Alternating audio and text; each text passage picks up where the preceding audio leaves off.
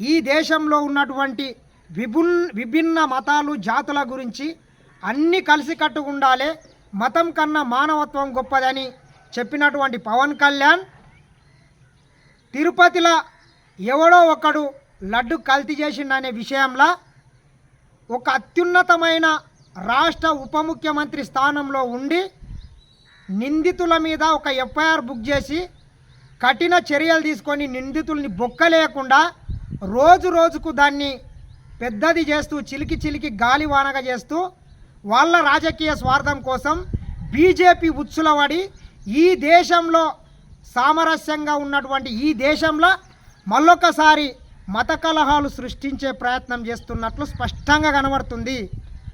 మరి గతంలో నేను ఒక మార్కిస్టునని చెప్పి ఎర్ర జెండా వేసుకున్నది పవన్ కళ్యాణే. నేను చెగువీర భక్తుణ్ణి, నేను భగత్ సింగ్ భక్తుని నమ్ముతాని చెప్పింది పవన్ కళ్యాణే. మరి తన ముగ్గురు భార్యలల్లా చిట్ట చివరి భార్య అన్నా లెజ్నోవా ఒక క్రైస్తవురాలు. మరి తన కొడుకుకి ఏం పేరు పెట్టిండంటే మార్క్ పవనోవిచ్ అంజనీ పుత్రుడో ఏదో పెట్టిండు. ఒక అన్ని మతాలకు సంబంధించిన పేర్లని వాళ్ళ కూతురుకు కూడా అదే రకంగా అన్ని రకాలకు సంబంధించినటువంటి హిందూ క్రిస్టియన్కి సంబంధించినటువంటి రెండు కులాలు వాళ్ళ ఇంట్లోనే ఉన్నాయి. కానీ రాజకీయ స్వార్థం కోసం ఆయన బయటికి వచ్చి ఈ రాష్ట్రంలో కానీ ఈ దేశవ్యాప్తంగా అత్యధిక మంది కోట్లాది మంది విశ్వసించేటటువంటి వెంకటేశ్వర స్వామి లడ్డు ప్రసాదం కల్తీ జరిగితే దీనిని నిజంగా ఎవడైనా తప్పు చేస్తే వాడిని 100% శిక్షించాల్సిన అవసరం ఆ హోదాలో ఉన్నది కూడా పవన్ కళ్యాణ్ గారే. మరి దాన్ని మరిచి నిందితుల మీద ఇప్పటి వరకు ఒక ఎఫ్ఐఆర్ బుక్ చేయలేదు, ఒక్కని మీద చర్యలు తీసుకోలేదు. జూన్లో రిపోర్ట్ వస్తే 3 నెలల వరకు కాలయాపన చేసుకుంటా రోజు రోజుకు వాళ్ళ రాజకీయ స్వార్థం కోసం మతాన్ని అడ్డుపెట్టుకుంటున్నాడు. ఇది ఎంతవరకు కరెక్ట్ కాదని నేను మరొకసారి పవన్ కళ్యాణ్ గారిని కోరుకోవడం జరుగుతుంది. మరి ముఖ్యంగా చూసుకున్నట్లయితే పవన్ కళ్యాణ్ ఇంకొకటి ఏమంటున్నాడు, గతంలో ఈవోగా పనిచేసినటువంటి ఈవో కావచ్చు, అదేవిధంగా టీటీడీ చైర్మన్ కావచ్చు, వాళ్ళు కూడా అన్య మతస్థులు భూమన కరుణాకర్ రెడ్డి గారు ఇంకోరు కానీ క్రిస్టియన్లు అని చెప్తున్నాడు. ఈ దేశంలోనే ఉంది, ఈ దేశ రాజ్యాంగంలోనే ఉంది మనిషి తనకిష్టం వచ్చిన మతాన్ని స్వీకరించడానికి. మరి నీ భార్య కూడా నీ ఇంట్లో కూడా 2 మతాలు 3 మతాలు మిళితమై ఉన్నప్పుడు ఎదుటి వారిని నీవు ఏ రకంగా చేయతి చూపుతావు పవన్ కళ్యాణ్ గారు? నీ భార్య క్రిస్టియన్ కాదా? మరి ఎందుకు మిగతా పార్టీల గురించి మాట్లాడుతున్నావు? సమాధానం చెప్పు సూటిగా. ఎందుకు మతాలన్నీ దీంట్లోకి చేస్తున్నావు? లేకుంటే ఇంకోటి ఏమంటావు, ఇదే అపచారం మక్కలో పోయి చేయగలుగుతారా, ఇంకో దగ్గర జెరూసలేంలో చేయగలుగుతారా అంటున్నావు. మరి నువ్వు అధికారంలో ఉండి నువ్వు ఆ రాష్ట్రానికి డిప్యూటీ ఉప ముఖ్యమంత్రి హోదాలో ఉన్నావు. మీ కూటమి ప్రభుత్వమే ఎన్డీఏ ప్రభుత్వము ఢిల్లీలో అధికారంలో ఉంది. మరి మీరంతా ఏం చేస్తున్నారు? అంత జరుగుతుంటే ఇప్పటికొకని అరెస్ట్ చేయలేని 3 నెలలు గడుస్తున్నా మీరు ఒక చేతగాని ప్రభుత్వం కిందనే భావించవచ్చా పవన్ కళ్యాణ్ గారు? ఎవని రాజకీయ స్వార్థం కోసం నీవు ఇన్ని డ్రామాలు వేస్తున్నావు? ఒక పక్క మొన్నటికి మొన్న వరదలు వచ్చి విజయవాడ నగరాన్ని మొత్తం నిట్ట ముంచి కొన్ని లక్షల మంది నిరాశ్రయులై పొట్ట చేతిలో పట్టుకొని వాళ్ళు అన్నమో రామచంద్రని ఆకలికి నీళ్లకు ఇబ్బందులు పడి ఈ రోజుకు వాళ్ళ కనీస సౌకర్యాలు లేకుంటే ఆ రోజు నీవెందుకు మరి ప్రాయశ్చిత దీక్ష ఎందుకు చేయలేదు? మీ పరిపాలన నచ్చకనే ఈ రకంగా ప్రకృతి చేసిండొచ్చుగా అని కూడా అనుకోవచ్చు కదా. మీ ఎన్డీఏ కూటమి ప్రభుత్వము మీరు చేసేటటువంటి అరాచకాలకు ప్రకృతి కూడా ఈ రకంగా చేసిందని మరి నీవెందుకు ఆ రకమైన మాల వేయలేవు? ఎవరిని మభ్య పెడుతున్నావు? మరి ఇటువంటి చిల్లర మల్లర రాజకీయాలకు సంబంధించినటువంటి ప్రకటనలు బంద్ చేస్తే బాగుంటుంది. ఇంకొకటి ఏమంటున్నావు, మీ చంద్రాల సార్ చెప్పిండు గత చైర్మన్ అంట వాళ్ళ కొడుకో ఎవరో చచ్చిపోతే 10 రోజులు గడవకన్నా ముందే ఎంకన్న సన్నిధికి వచ్చిందంట. 100% తప్పే, మేము కూడా తప్పే అంటాము, మేము కూడా హిందువులమే. కానీ మన ప్రధానమంత్రి, ఈ దేశ ప్రధానమంత్రి, మీ ఎన్డీఏ భాగస్వామ్యంలో ఉన్నటువంటి వ్యక్తి వాళ్ళ అమ్మ చనిపోయింది ఆ రోజు గుజరాత్లో.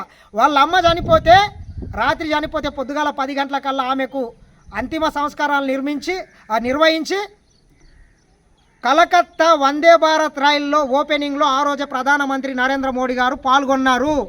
ఆ రోజు మరి నీవెందుకు ప్రశ్నించలేదు? నీ చంద్రబాబు నాయుడు ఎందుకు ప్రశ్నించలేదు? అంటే నీ కూటమి వాళ్ళు చేస్తే ఒకటి, ఇంకోటి చేస్తే ఇంకోటా? ఎవరిని స్వార్థం కోసం చేస్తున్నారు? ఎవరిని ఉద్ధరించడానికి చేస్తున్నారు? ఈ దేశంలో బీజేపీ తప్ప ఇంకో పార్టీ ఉండొద్దు, అంతిమంగా ఈ దేశాన్ని రక్షించేది మేమే అని ఒక డ్రామాలు వేస్తున్నారా మీరేమన్నా? ఎందుకు ఇప్పటి వరకు చర్యలు తీసుకోలేదు? ఎందుకు ఎఫ్ఐఆర్ బుక్ చేయలేదు? తిరుమలలో అంతా జరిగితే సిబిఐ ఎంక్వైరీ వేయలే. ఎందుకంటే ఈ దేశంలో కూడా మీరు ప్రాతినిధ్యం వహిస్తున్నటువంటి మిత్రపక్షం బీజేపీ అధికారంలో ఉంది. సిబిఐ ఎంక్వైరీ వేయకుండా సిబిఐని ఎంక్వైరీ వేసిర్రు మీరు. సిబిఐని ఎంక్వైరీ చేస్తే అది ఏం చేస్తుంది? చంద్రబాబు నాయుడు ఎంక్వైరీ చేస్తే ఆయన ఏం చెప్తే గదే ఆ సిట్టు అనేటటువంటిది ఏమవుతుందో చంద్రబాబు నాయుడు చెప్పిన దానికి కింద ఒకటి మ్యాటర్ రాసుకొచ్చి పెడుతుంది. కానీ నిజమైన నిందితుల మీద చర్యలు తీసుకోరు, ఎటువంటివి చేయరని మరొకసారి మేము కోరుకుంటున్నాం. కావున ఇకనైనా ఈ డ్రామాలు ఈ యాక్టింగ్లు ఇవన్నీ మొత్తం కట్టిపెట్టు. ఇవన్నీ కట్టిపెట్టి నీవు నిజంగా ఈ రాష్ట్రంలో నీవు ఇచ్చినటువంటి హామీలను నెరవేర్చు. ఆంధ్రప్రదేశ్కు ప్రత్యేక హోదా తీసుకురా, పోలవరం పూర్తి చేయి, అమరావతి నిర్మించు.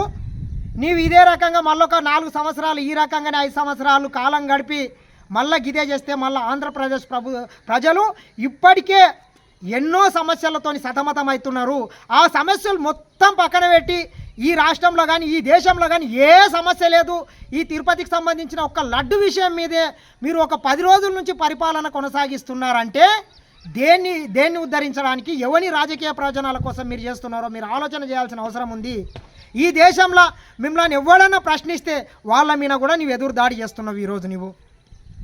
కావున నీకు అధికారం ఉంది కదా అని ప్రశ్నించే ప్రతిపక్షాల మీద, ఇంకెవరైనా మేధావులు మాట్లాడితే వాళ్ళ మీద వీళ్ళ మీద నీవు ఈ రకంగా ఎదురుదాడి చేయడం కూడా కరెక్ట్ కాదు. విజయవాడలో అంతా వరదలు వచ్చి మొత్తం అతలకుతలం చేస్తే ఆ రోజు ఎందుకు దుర్గమ్మ గుళ్ళని నువ్వు ఎందుకు మొత్తం కడగలేదు? ఎందుకు డ్రామాలు చేస్తున్నావు పవన్ కళ్యాణ్ గారు? ఇకనైనా ఈ బీజేపీ ప్రభుత్వం ఆడించేటటువంటి ఈ డ్రామాల మీరు పాత్రధారులు సూత్రధారులు కాకుండా నిజమైన నిందితుల్ని పట్టుకోండి. ఎందుకంటే మీరు డ్రామా పార్టీలు, మీ పార్టీలు డ్రామాలు, మీరు డ్రామాలు వేస్తావు. నువ్వు మహానటునివి. కావున నీ మహానటన అది నటనకు పనికొస్తుంది అని నిజ జీవితంలో అది ఎంతవరకు కరెక్ట్ కాదు. కావున ఈ దేశ సమగ్రత కోసం ఈ దేశాన్ని ఏ రకంగా అభివృద్ధి చేయాలి, ఈ దేశంలో పెరిగిపోతున్నటువంటి నిరక్షరాస్యతని ఏ రకంగా నిర్మూలించాలి, ఈ దేశ యువతకు వాళ్ళ బంగారు భవిష్యత్తుకు ఎటువంటి ప్రణాళికలు రచించాలి, ఒక రాజధాని లేని రాష్ట్రానికి ఏ రకంగా మీరు అప్పుల కుప్పాయి ఉంది ఆంధ్రప్రదేశ్ రాష్ట్రము, దాన్ని ఏ రకంగా బయటికి తీసుకురావాలి, ఎటువంటి కంపెనీలు తీసుకురావాలి, యువతకు ఎటువంటి ఉపాధి అవకాశాలు కల్పించానో ఆలోచన చేయండి. బడుగు బలహీన వర్గాలకు ఇండ్లు కట్టియాలి, విద్య, ఉపాధి, వైద్యం వీటిని మెరుగుపరచండి. కానీ చిన్నదాన్ని చిలికి గాలివాన చేసి ఈ దేశ సమగ్రతను దెబ్బతీసే ప్రయత్నం మరొకసారి చేయకూడదని మరొకసారి పవన్ కళ్యాణ్ గారిని కోరుకోవడం జరుగుతుంది.